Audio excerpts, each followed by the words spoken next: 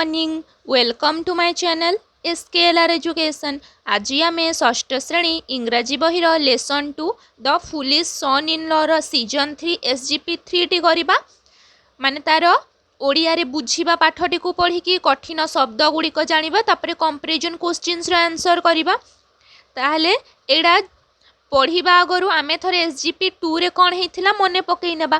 SGP 2 रे कौन होता ना जो जोई जनक ससुर घर को जाइकी सब कठिन शब्द प्रयोग कले, तांको सासू मांकर प्रशंसा कले, सासू माँ तांको जोईंकर प्रशंसा कले, तापरे से कौन कले से जो तांको गाँर जड़े व्यक्ति तांको किछि उपदेश देइथिला से सब पालन करिले सी कौन कले ना कठिन शब्द बड़ बड़ कठिन शब्द प्रयोग कले। तापरे चौकी रे न बसी धान बस्ता सब ऊपर बसिबाकू पसंद कले। तापरे तांकू जहाँ भी खाइबाकू दिया जाउथिला से मना कले। तांको सासू माँ जेतेबेले राइस पुडिंग बा खीरी देले सेटा मध्य से मना कले, किंतु टिके चाखिला परे तांकू आउ खाइबाकू इच्छा हैला, किंतु से असभ्यता दृष्टि से आउ तांको सासू माँ को मागिले नाही, किंतु तांको खाइबाकू बहुत इच्छा थिला।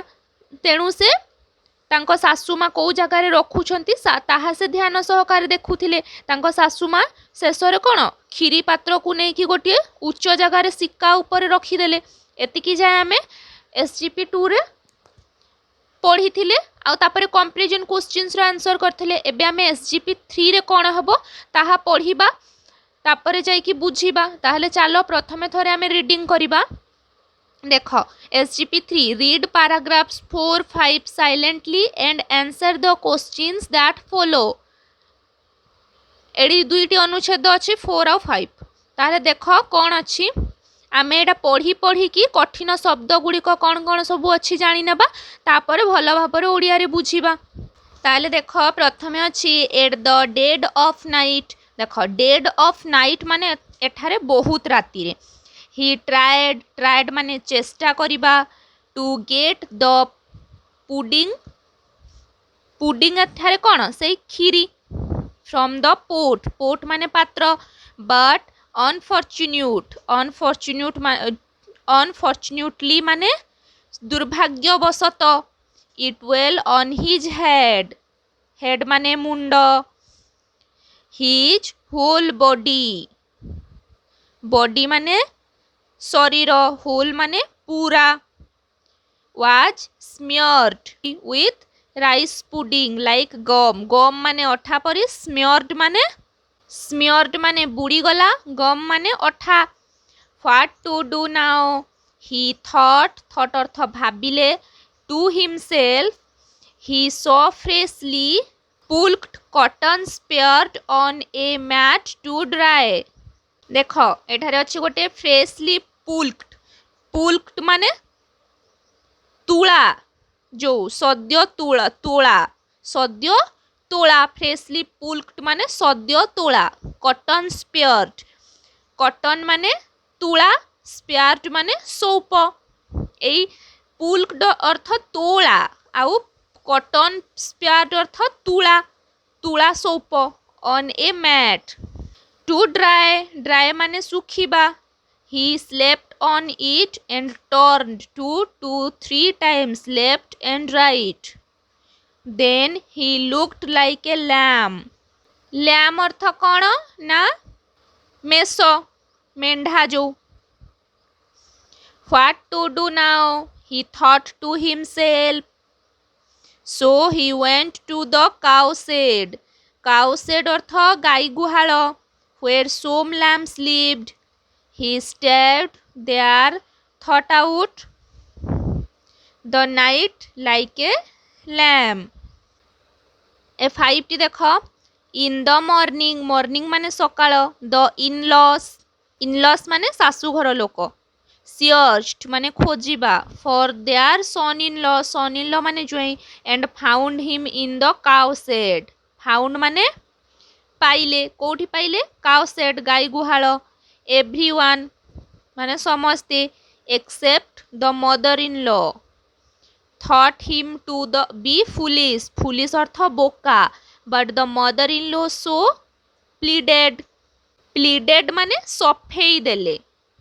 My son-in-law is as simple and as innocent. Simple ମାନେ ସରଳ, innocent ମାନେ ନିରୀହ, as a lamb, lamb ମାନେ ତ ମେଷ ବା ମେଣ୍ଢା. This made the father-in-law very angry. Angry ମାନେ ରାଗିବା. He was also very angry for other reason. Other reason ମାନେ ଅଲଗା କଥା. His wife ମାନେ ସ୍ତ୍ରୀ took too much care of her foolish son-in-law. care ଅର୍ଥ କ'ଣ? ଯତ୍ନ. She gave him good food. Good ମାନେ ଭଲ, food ମାନେ ଖାଦ୍ୟ. But neglected her husband. Neglected ମାନେ କ'ଣ? ଅବହେଳା. Husband ମାନେ ପତି ବା ସ୍ୱାମୀ ଯୋଉ. The son-in-law living in comfort. Comfort ମାନେ ଆରାମ, living ମାନେ ରହିବା. Was not willing to go home. ତାହେଲେ ଏବେ ଓଡ଼ିଆରେ ବୁଝିବା ଚାଲ. ଦେଖ ପ୍ରଥମେ ଅଛି read paragraphs 4, 5 silently and answer the questions that follow. ଏଠାରେ ଦୁଇଟି ପାରାଗ୍ରାଫ ବା ଅନୁଚ୍ଛେଦ ଅଛି 4 ଆଉ 5. ତାକୁ ଆମେ ନୀରବ ସହକାରେ ପଢ଼ିବା ଆଉ ତଳ ପ୍ରଶ୍ନ ଯୋଉ ଅଛି ତାର ଉତ୍ତର ଦେବା. ଦେଖ at the dead of night, ବହୁତ ରାତିରେ, he tried to get the pudding from the pot.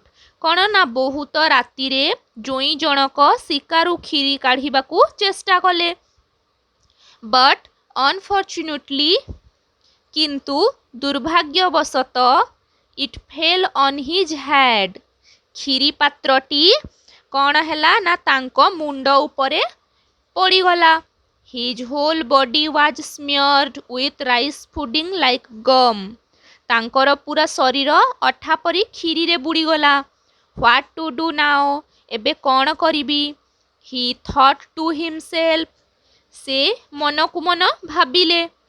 He saw freshly pulled cotton spread on a mat to dry. ସେ ଦେଖିଲେ ସଦ୍ୟ ତୋଳା ଯାଇଥିବା ତୁଳା ସୌପ ଉପରେ ଶୁଖିବା ପାଇଁ ବିଛା ଯାଇଛି. He slept on it and turned to 2-3 times left and right. କ'ଣ ନା ସଦ୍ୟ ମାନେ ସେଇଦିନ ହିଁ ପୁରା ଫ୍ରେଶ ତୋଳା ଯାଇଛି ଆଉ ତାକୁ ସୌପ ଉପରେ ବା ଯେଉଁ ଭୂଇଁ ଉପରେ ଶୁଖିବା ପାଇଁ ରଖାଯାଇଛି ସେ ଦେଖିଲେ. ତେଣୁ ତାହା ଦେଖି ବିଛା ଯାଇଥିବାର ଦେଖିଲେ ଆଉ ସେ ତା ଉପରେ ଶୋଇଗଲେ ଏବଂ 2-3 ଥର ବାମକୁ ଏବଂ ଡାହାଣକୁ ଗଡ଼ିଲେ. Then he looked like a lamb. ତାପରେ ସେ ଗୋଟେ ମେଷ ଛୁଆ ପରି ଦେଖାଗଲେ. ଏମିତି ଗଡ଼ୁଥିଲେ ଯେ. What to do now? ଏବେ କ'ଣ କରିବି? He thought to himself. ସେ ପୁଣି ମନକୁ ମନ ଭାବିଲେ. So he went to the cow shed. ଏବେ ସେ ଗୁହାଳକୁ ଗଲେ. Where some lambs lived. ଗୁହାଳକୁ ଗଲେ ଏବଂ ସେଠାରେ ମେଷ ଛୁଆମାନଙ୍କ ସହିତ ରହିଲେ. He stayed there throughout the night like a lamb. ସେ ପୁରା ରାତି ସେଇଠି ମେଷ ଛୁଆ ପରି ରହିଲେ. ତାପରେ ଦେଖ ଅନୁଚ୍ଛେଦ 5ରେ କ'ଣ ଅଛି 5ରେ. In the morning, ସକାଳେ the in-laws searched for their son-in-law and found him in the cow shed. ଯେତେବେଳେ ସକାଳ ହେଲା ସମସ୍ତେ ଜୋଇଙ୍କୁ ଖୋଜିବାକୁ ଲାଗିଲେ ଏବଂ ତାଙ୍କୁ ଗୁହାଳ ଭିତରେ ପାଇଲେ. Everyone, ସମସ୍ତେ କ'ଣ? Except the mother-in-law, କେବଳ ତାଙ୍କ ଶାଶୁଙ୍କୁ ଛାଡ଼ି. Thought him to be foolish. ବାକି ସମସ୍ତେ ତାଙ୍କୁ ବୋକା ବୋଲି ଭାବିଲେ କେବଳ ତାଙ୍କ ଶାଶୁ ମାଙ୍କୁ ଛାଡ଼ିକି. But the mother-in-law so pleaded. କିନ୍ତୁ ଶାଶୁ ସଫେଇ ଦେଲେ ଯେ my son-in-law is as simple and as innocent as a lamb. ମୋ ଜୋଇଁ ଏକ ମେଷ ଛୁଆ ପରି ସରଳ ଏବଂ ନିରୀହ. This made the father-in-law very angry. ଏହା ତାଙ୍କ ଶ୍ୱଶୁରଙ୍କୁ ବହୁତ ରଗେଇ ଦେଲା. He was also very angry for other reasons. ସେ ଆଗରୁ ମଧ୍ୟ ଅଲଗା କାରଣ ସବୁରୁ ଜୋଇଁ ଉପରେ ରାଗି କରିଥିଲେ. His wife took too much care of her foolish son-in-law. किंतु कौन ना तांको पत्नी तांको बोका जोईर बहुत बेसी जत्न नेउथिले. She gave him good food but neglected her husband. से तांको जोई को भल खाइबा को देउथिले एवं निज पति को अवहेला करुथिले बा निज स्वामी को से कौन करुथिले अवहेला करुथिले सेई मदर इन लॉ जनक. The son in law living in comfort was not willing to go home. ससुर घरे आराम रे रहिथिबा जोगु जोई तांको घर को जिबा को चाहि नथिले. एबे आमे करिबा कंपैरिजन क्वेश्चंस रो आंसर. ताहले देख कंपैरिजन क्वेश्चंस रो क्वेश्चन नंबर 1 कोन अछि. क्वेश्चन नंबर 1 रे अछि what happened when the son in law tried to get the pot of pudding. ताहले जोई जनक जेते बेले सेई सिक्का ऊपर थिबा पात्र रु खीरी काढिबा को चेष्टा करूथिले तांको सहित कोन हैला. Answer when the son in law tried to get the pot of pudding unfortunately it fell on his head. His whole body was smeared with rice pudding like gum. ताले कौन हैला ना जेते बेले जोई जनक से उच्च स्थान रे रखाई थिबा सिक्का रे जो पात्र रे जो खीरी थिला सेटा काढ़ीबा को चेष्टा कला बेले दुर्भाग्यवशत सेई खीरी पात्रटी तांको मुंड उपरे पड़ी गला आउ तांकर पूरा शरीर अठा परी खीरी रे बुड़ी गला. तापरे question number 2 what did he look like when he turned on cotton. जेते बेले से तुला सौप उपरे गड़िले से किपरि देखा जाउथिले. Answer when he turned on cotton he looked like a lamb. जेते बेले से तुला सौप उपरे गड़ुथिले से मेष छुआ परी देखा जाउथिले. Question number 3 what are the two funny sides do they make you laugh. ताहले दुईटा फनी कथा कौन थिला आउ एहा तुमको हसेइला की. Answer the two funny sides are that the son in law looked like a lamb and he stayed in the cow shed throughout the night with some lambs. ताहले प्रथम जो प्रश्न कही दुईटी फनी साइड्स कौन थिला ता उत्तर होउछि गोटे फनी साइड्स थिला कि से जो तुला सौप उपरे गड़ू थिले से मेष छुआ मानक परि देखा जाउथिले आउ द्वितीय रे हैला से जो गोरु गुहाल बा गाई गुहाल रे रहिले सेटा गोटे पूरा राती जो गाई गुहाल रे रहिले ए दुईटा फनी साइड्स थिला आउ एहा तम मानक हसेइला कि. द्वितीय प्रश्न ताले answer yes they make me laugh एहा मते हसेइला. Question number 4 where did the in laws find him in the morning. ससुर घर लोक सकाळे केउठारु जोई जण को पाइले. Answer in the morning the in laws found their son in law in the cow shed. सकाळे तांको ससुर घर लोक जोई जण को गाई गुहाल रु पाइले. Question number 5 who thought him to be foolish. ताहले किए किए भाबुथिले कि ये जणे बोका. Answer everyone except his mother in law thought him to be foolish. ताहले समस्ते केवल तांको सासु मां को छाड़ी कि समस्ते भाबुथिले कि जोई जनक बोका बोली. Question number 6 why was the father in law angry. तांकर ससुर काहींकी रागी जाइथिले.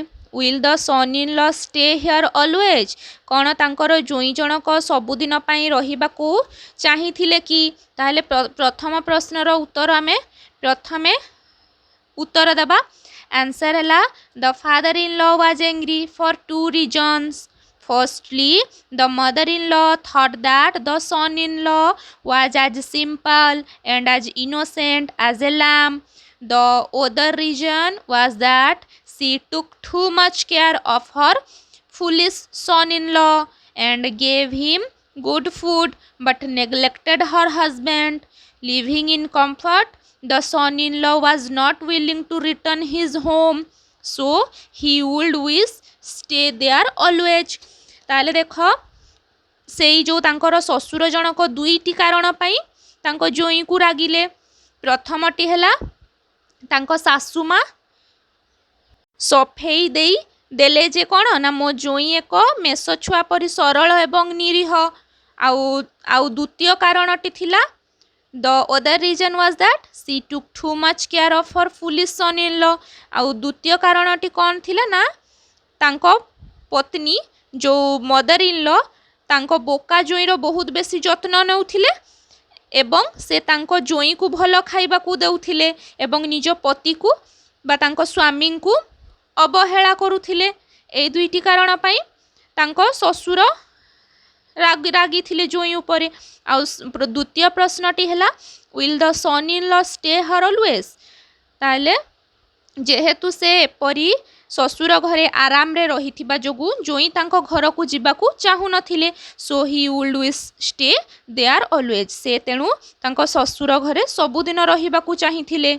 ताहले SGP 3 टी सरिला। आमे नेक्स्ट वीडियो रे SGP 4 करिबा।